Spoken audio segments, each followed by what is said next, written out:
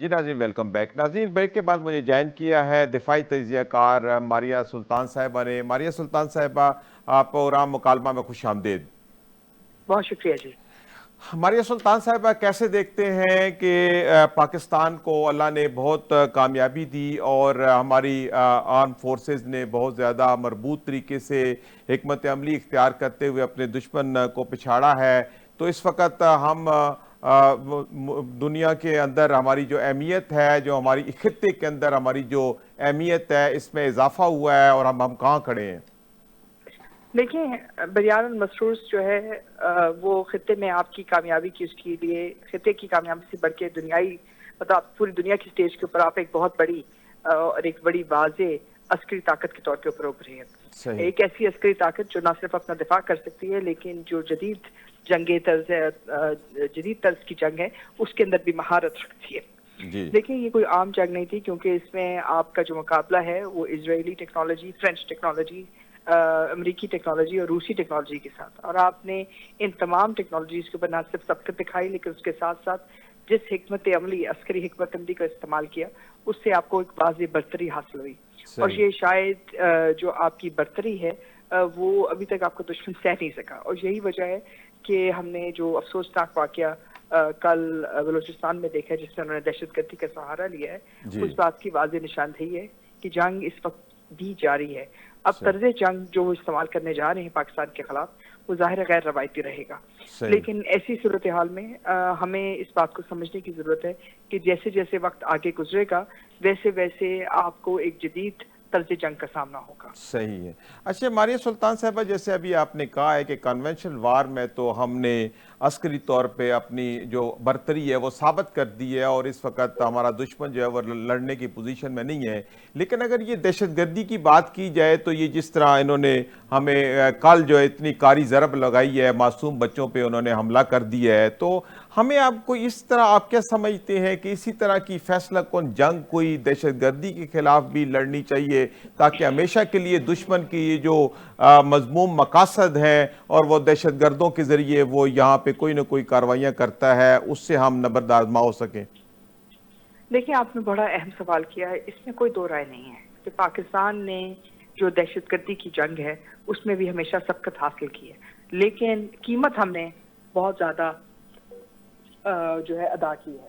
सही। अब इस ऐसी सूरत हाल के अंदर हमें बहुत ज़रूरत है इस बात की कि हम ये इस बात का फैसला करें कि ना सिर्फ जो चीज़ें हैं उसको हम सही तरीके से देखें, लेकिन उसके साथ साथ इस बात को भी समझें कि इसके अंदर कौम और कुछ हमने कौमी फैसले करने होंगे कि जाहिर है कि जो चैलेंजेस हैं उनको हम दूर करें, ताकि आवाम जो है उनके निशाने पे ना रहे।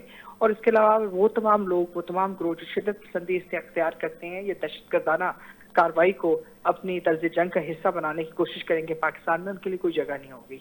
और इसके लिए इसका मतलब ये है कि जो आपकी जंग है उसका जो एक तरह से आप कह सकते हैं दायरा कार है, वो आपको वसी करना होगा, जिसके अंदर आपकी आवाम, आपके अदारे, उन सबको साथ मिलकर आगे चलना होगा। क्योंकि हमें ये बात समझने की जरूरत है कि जिस पर पाकिस्तान के बम आपके ऊपर गिराए जा रहे थे या उनकी तरफ से जी। आप पे हमला किया जा रहा था, वो आपके दरमियान कोई फर्क नहीं रखते हैं। इसलिए सही। आपको भी अपने दुश्मनों के दरमियान कोई फर्क नहीं रखना होगा, और जी। बतौर रियासत और बतौर अदारे आप लोगों को इसके ऊपर काम करना होगा। सही है। अच्छा, ये किस तरह की को फैसला कौन जंग हमें दहशतगर्दी के खिलाफ लड़नी चाहिए? क्या पैरामीटर्स होने चाहिए कि हम कम से कम जो है वो इंसानी जानों का नुकसान हो, अवाम का नुकसान हो, लेकिन ये अवाम के अंदर ही मौजूद जो हमारे दुश्मन है, छुपे दुश्मन है, गुरीला वार है, इसके लिए कोई एक मखसूस कैसी स्ट्रेटजी हो ताकि हम इस दहशतगर्दी के मसले से निकल सकें? देखिए, दहशतगर्दी की जंग थोड़ी सी मुख्तलिफ होती जी। है।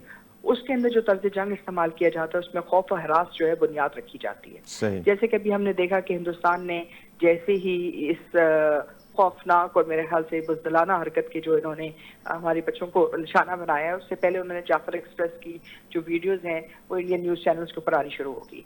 इसके अलावा जब आप किसी दहशतगर्द के खिलाफ कोई कार्रवाई करते हैं तो वो कार्रवाई चाहे जितनी भी कामयाब होती है, आप लोगों को नहीं बताते कि ये शख्स किस तरह जो है दहशतगर्दी में मुलव्वस रहा है, किस किस जगह के ऊपर उसने ये तमाम कार्रवाइयाँ की हैं।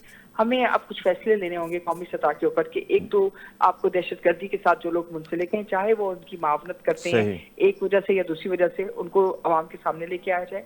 دوسرا یہ کہ جو لوگ دہشت گردی کر کے پکڑے جاتے ہیں ان کے خلاف جو ہے آپ کو ایک پوری بھرپور کارروائی کرنی ہوگی. اور تیسری طرف یہ کہ جو وجوہات ہیں، یعنی کہ اگر لوگوں کی کوئی محرومیاں ہیں یا کوئی اور چیزیں ہیں، اس کے لیے کچھ قومی فیصلے کریں، اور قومی فیصلے آپ قائم کے مطابق کریں، تاکہ اس سے نہ صرف آپ وہ خلیج کو دور کر سکیں، لیکن اس کے ساتھ ساتھ آپ کی جو عوامل ان کے خلاف کام کر رہے ہیں آپ ان کو بھی تحفظ دے سکیں. کیونکہ بہرحال یہ جنگ پاکستان کی سول یعنی پاکستان کی روح کی ہے، اور اگر ہم یہ نہیں کرتے تو ظاہر ہے پاکستان کو اس کا نقصان ہے، اور پاکستان کا نقصان جو ہے وہ ظاہر ہے پاکستان کی عوام کا نقصان ہے.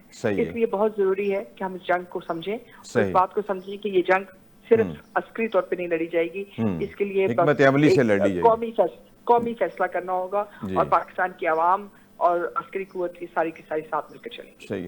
اچھا ماریہ سلطان صاحب، آپ کیا سمجھتے ہیں کہ بلوچستان کے اندر جو دہشت گردی ہے اس کے اسباب کیا ہیں، اور کون کون سے ایسے عوامل ہیں جو اس کے اندر کار فرما ہے کہ یہ جو دہشت گردی ہے دن بدن بڑھتی جا رہی ہے؟ ہماری فورسز کائنیٹک آپریشن بھی کرتی ہیں، لیکن پھر دوسرے دن کوئی نہ کوئی حملہ ہو جاتا ہے. اس کے اسباب اور عوامل پہ ذرا روشنی ڈالیں. دیکھیں، اس میں 3 چیلنجز ہیں ہمیں. سب سے بڑا چیلنج تو یہ ہے کہ اس وقت افغانستان کی سرزمین کے اندر کوئی واضح حکومت نہیں ہے. ایک عبوری حکومت وہاں ضرور قائم ہے، لیکن ابھی تک وہ عبوری حکومت افغانستان کی تجارتی اور مستقبل کے فیصلوں کے بارے میں کوئی خوشائند فیصلے نہیں کر سکی. جو انہوں نے وعدے کیے تھے کہ وہ افغانستان کی سرزمین استعمال نہیں کریں گے دہشت گردی کے لیے، یا ان کی سرزمین جو ہے علاقائی دہشت گردی کے استعمال نہیں ہوگی، وہ نہیں ہو سکا. ابھی تک افغانستان کے اندر مختلف دہشت گرد گروہ موجود ہیں، اور یہ جو گروہ ہیں یہ مسلسل دہشت گردی کر رہے ہیں. اس کے علاوہ دوسرا مسئلہ یہ ہے کہ افغانستان کے ساتھ جو ایک اور چیز منسلک ہے وہ آپ کے پاس کرمنل نیٹ ورکس ہیں، جو وہاں کا نیکسس آپ کے ساتھ ہے، جو آپ کی ڈرگ مافیا کے ساتھ، آپ کی اسمگلنگ کے ساتھ لنکڈ ہے. اور تیسرا چیلنج یہ ہے کہ بلوچستان کے اندر بہت سارے ایریاز، تقریباً 80% ایریاز بی ایریاز ہیں، یعنی کہ وہاں ریاست کی جو عملداری ہے وہ کم ہے. اب ایسی صورتحال میں آپ نے ریاست کی عملداری کو واضح کرنا ہے، اس کو بڑھانا ہے. جب آپ ریاست کی عملداری کو بڑھائیں گے تو یقینی طور کے اوپر یہ ان تمام چیلنجز کو آپ بہتر کر سکیں گے. صحیح. تو یہ آپ کے چیلنجز ہیں جو آپ نے بہتر کرنے ہیں، اور بہتر کرنے کے ساتھ ساتھ اس کے لیے کچھ فیصلے اور حکمت عملی اختیار کرنی ہے. اب یہ فیصلے آپ کس طرح کرتے ہیں؟ کچھ آپ آئینی کریں گے، کچھ آپ کو انٹیلیجنس بیس کرنے پڑیں گے، اور پھر سب سے بڑی بات یہ ہے کہ وہاں کی جو عوام ہے ان کے ساتھ ان کو بھی محفوظ کرنا ہوگا. جب تک آپ ان کو محفوظ نہیں کرتے ہیں اور ان کو تحفظ نہیں دیں گے ان تمام نیٹ ورک سے، یہ چیزیں ممکن نہیں ہیں.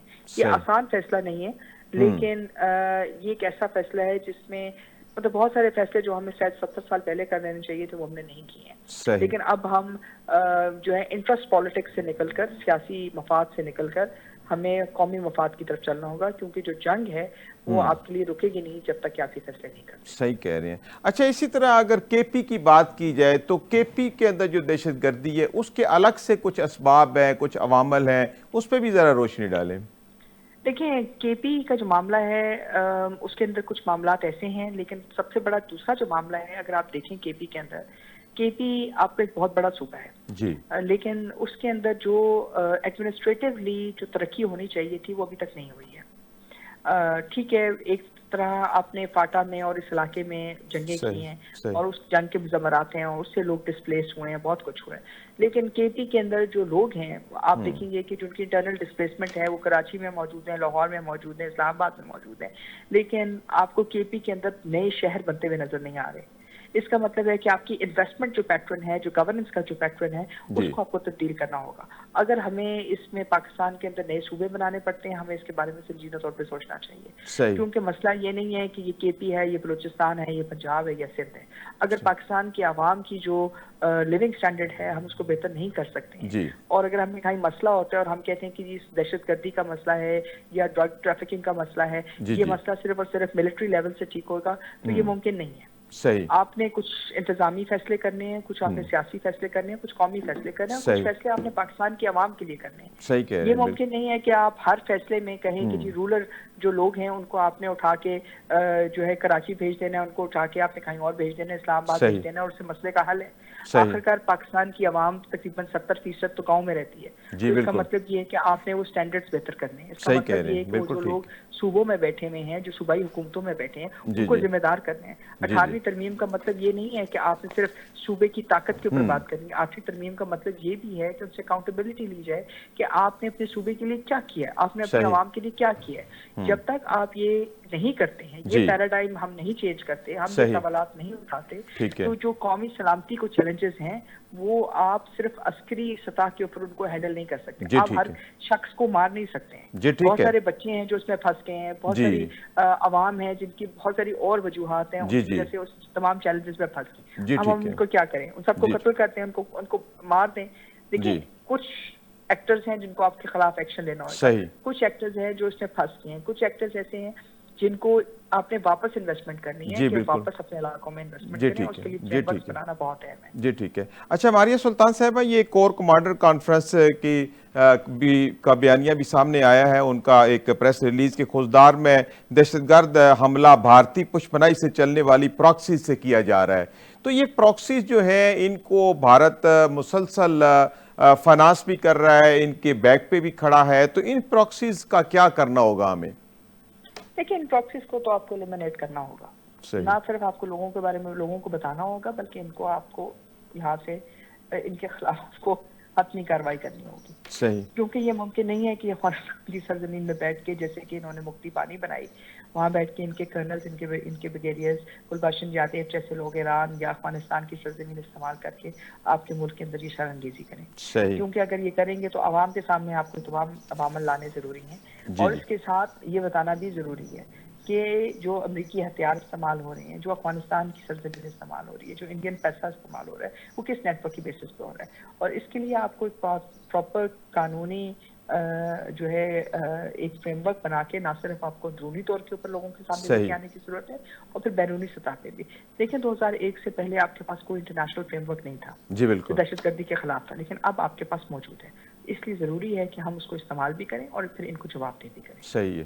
اچھا ماریہ سلطان صاحبہ, یہ نیشنل ایکشن پلان جو ہے اس کے اوپر عمل درآمد نہیں ہو رہا. کائنیٹک آپریشن کے بعد سول حکومتیں جو پہ 13 پوائنٹ اس میں نیشنل ایکشن پلان کی جو ہے وہ سول حکومتوں کے بارے ہیں, تو وہ سول حکومتیں اس پہ عمل درآمد نہیں کرتی. کیا یہ بھی وجہ ہے کہ دہشت گردی سے مکمل خاتمہ مشکل ہو گیا ہے؟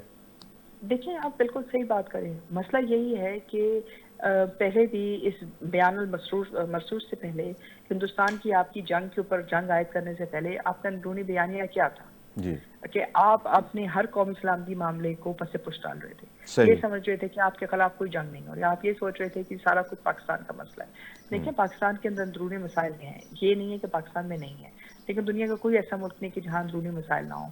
فرق صرف اتنا ہے کہ وہ اندرونی مسائل دہشت گردی میں تبدیل نہیں ہوتے, صحیح. اور جب وہ دہشت گردی میں تبدیل ہوتے ہیں تو اس کا مطلب یہ ہے کہ کوئی نہ کوئی ان کی پشپنائی کر رہا ہے, کوئی نہ کوئی ان کو ملٹری ٹریننگ دے رہا ہے.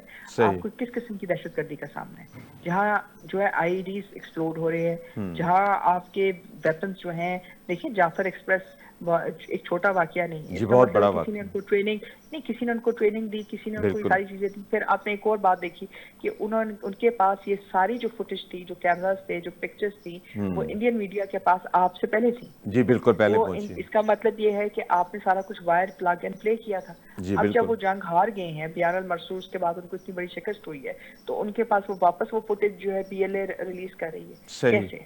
صحیح. مطلب دیکھیں اس کا مطلب یہی ہے کہ آپ دوبارہ ایک بیانیہ بنانا چاہتے ہیں جس میں آپ ان دہشت گردوں کے ذریعے آپ ملک کے اندر فساد پیدا کرنا چاہتے ہیں.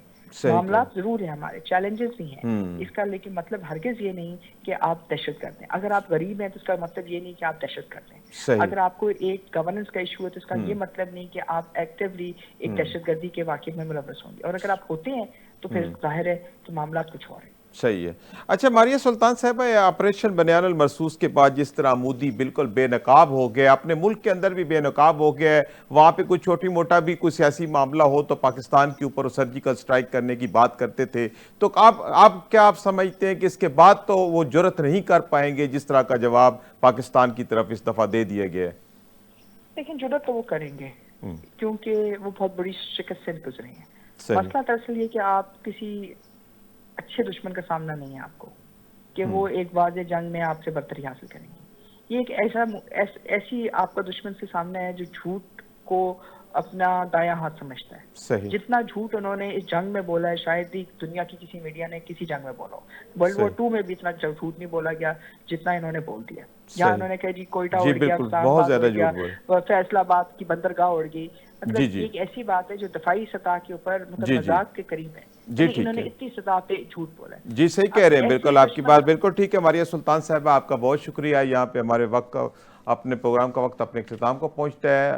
آپ کا بہت شکریہ, آپ نے وقت نکالا اور پروگرام میں شامل ہوئے. ناظرین اسی کے ساتھ اپنے میزبان سعید الوی کو اجازت دیجیے. اللہ حافظ.